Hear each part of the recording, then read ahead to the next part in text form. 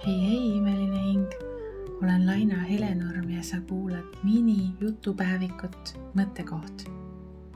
Olles üle 20 aasta valgustumise teekonnal, jagan teiega mõtteid. Miks just miniversioon? Sest meile polegi rohkem vaja. Nii lihtne see ongi.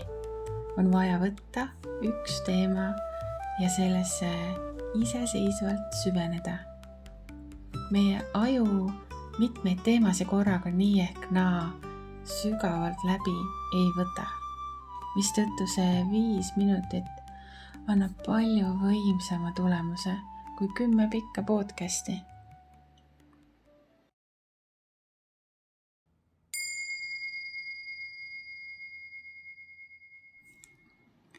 Täna võtame tõsise teema ette ja ma räägin sellest ausalt, otse ja ilustamata. Praegu on meil kõigil väga pingeline aeg. Meis on segadust, väsimust, teadmatust. See aasta üldse paneb meid proovile. Nüüd on aga küsimus, kuidas selle pingega toime tulla. Et kui väljaspool on justkui nagu mingi kaos või torm, siis sina ju saad alati luua ise enda sisse rahu. Aga kuidas? Mul on sellele palju vastuseid. Ja ma võtan need teemad ette järgmistes osades. Aga ma alustan sellest, mida mitte teha. Kui palju tegelikult on nagu inimesi täna, kes mõtlevad, et pole hullu, läheb mööda. Aga see mõtteviis, pole hullu, läheb mööda, aitab meid ainult senimaani, kuni me tõelise kriisiga kokku puutume, kuni me oleme silmitsi tõelise väljakutse ees, millest me peame läbi minema. See on ja vot siis selline mõtlemine, pole hullu, läheb mööda, ei aita mitte kuidagi. See teeb ainult hullemaks. See on lihtsalt pea liiva alla pistmine. See ei aita. Et kui maja läheb põlema ja sa lihtsalt istud diivanil, vaatad, kuidas kõik ümberringi põleb, ütled endale, et pole hullu, läheb mööda. No, ei aita.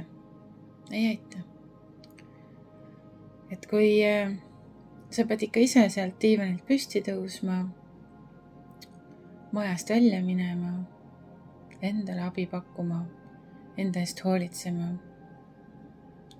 ka võib-olla teisi, kes seal majas on, nii edasi, et tuletõrje kutsuma ja nii edasi, et sa ei saa, kui sul ikkagi maja ümberringi põleb, siis sa ei saa jääda diivanile istuma. Pole hullu, läheb mööda. Ja täpselt sama on ka elus. Täpselt sama. Kui on ikkagi teatud kriitilised asjad, mis on meie nii-öelda saatusesse sisse kirjutatud. See on selline, paneme tärniga, et see vajab veel täpsustamist, aga ma praegu siia ei lasku.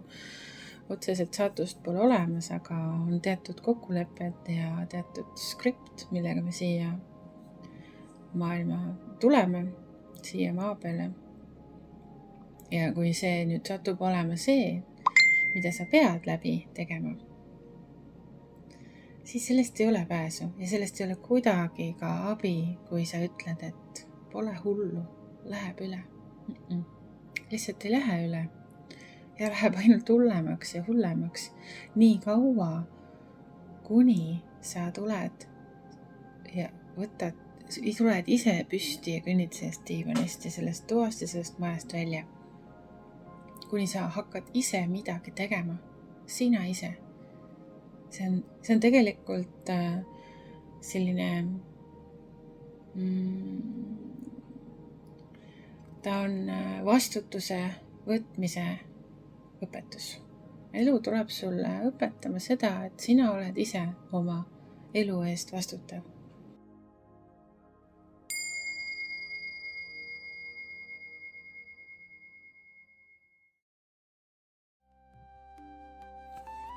sa kuulasid minijutupäevikut Mõttekoht. See pole juhus, et sa seda videot näed. See oli sõnum sulle. Võta sellest maksimum. Mõtiskle selle üle, isegi siis, kui see teema on võib-olla ebamugav. Ebamugavuses ongi sõnum. Ebamugavus on edasiviiv jõud ja ebamugavus on transformatsiooni loov. Miks me siis kõik ebamugavust tundes kohe tõrkesse lähme? Sellest juba järgmises osas, järgmine laupäev.